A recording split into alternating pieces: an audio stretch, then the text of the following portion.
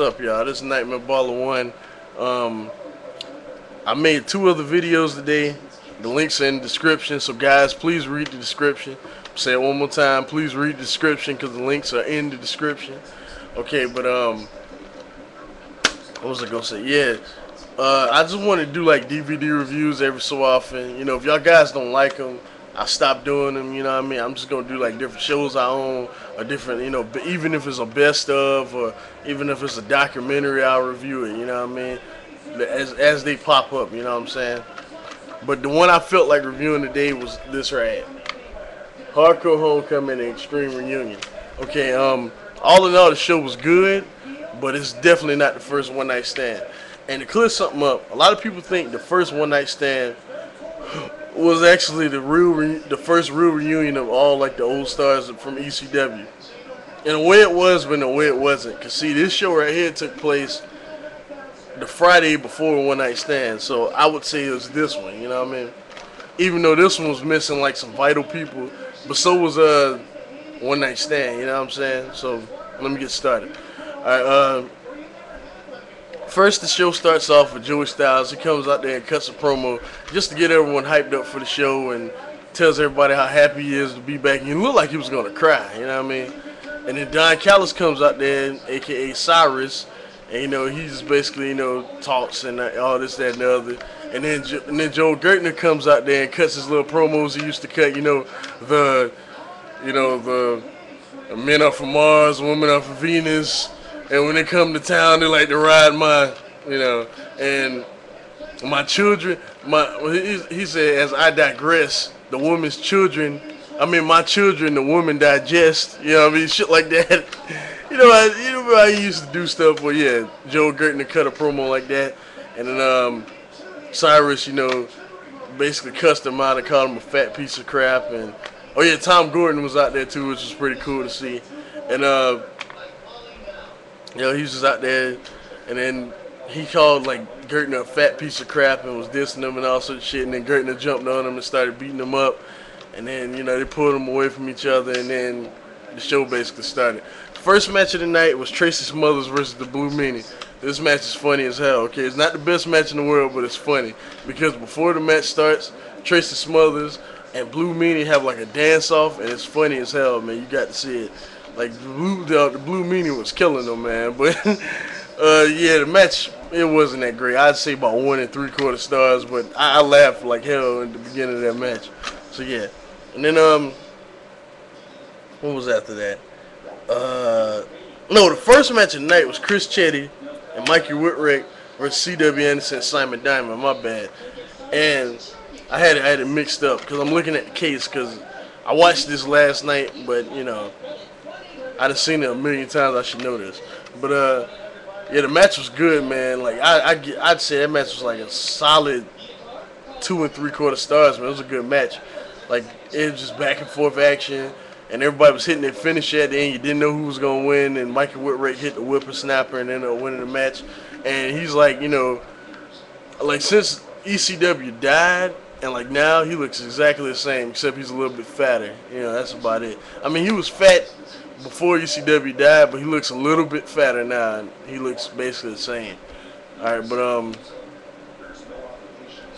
after that, then we had the Blue Meanie versus Tracy Smothers match, and yeah, y'all heard my review for that.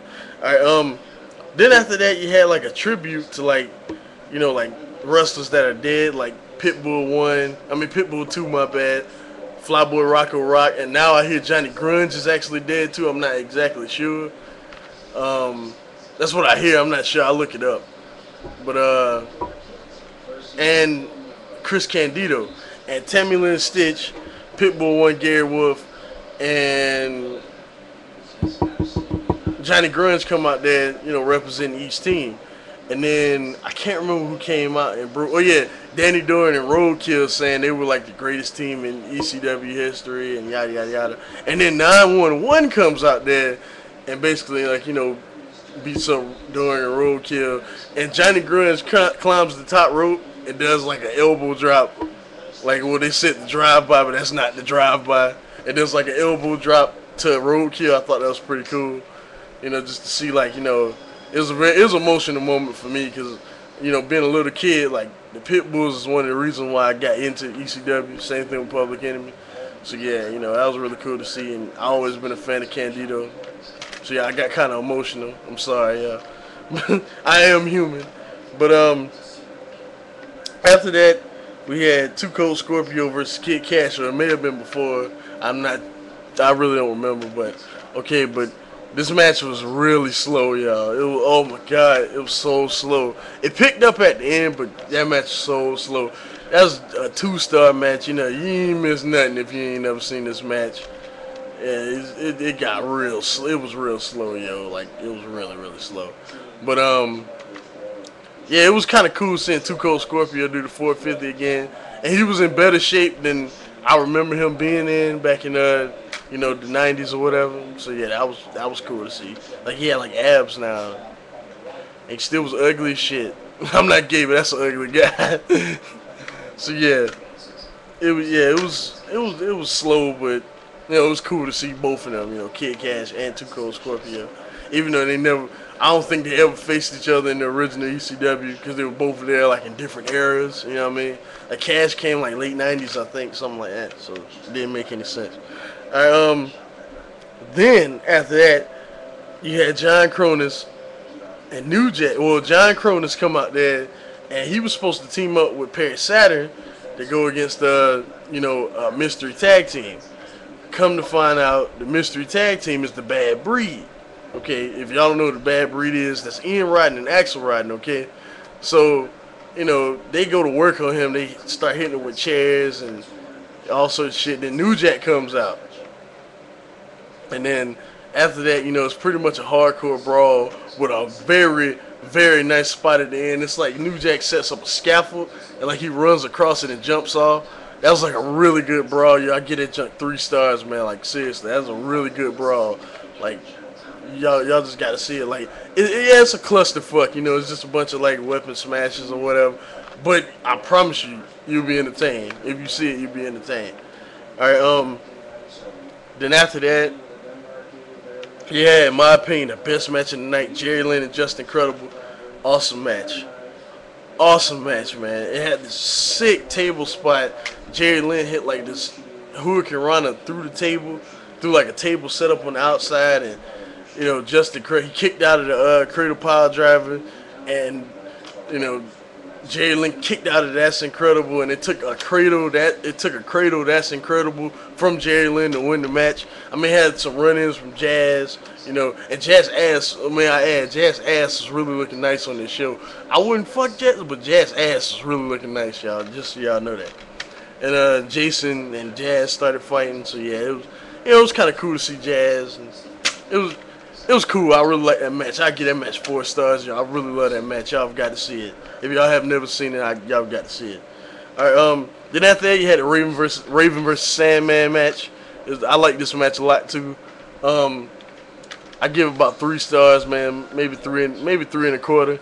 But just seeing like what the Sandman had to say about his entrance, like before the match, when like they showed his entrance and they showed him talking about it. It's like a clip from Forever Hardcore.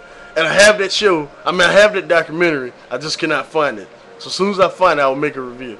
But yeah, he was talking about his entrance and all that. And at the end of the match, we had a swerve. Mikey Whipwreck actually hit the whippersnapper on the Sandman, and Raven pinned him. But yeah, it had some nice table spots in the match, and good match, y'all. Like seriously, good match. All right. Then at the end of the night, the main event was Terry Funk, Sabu, and Shane Douglas in a no rope barbed wire match.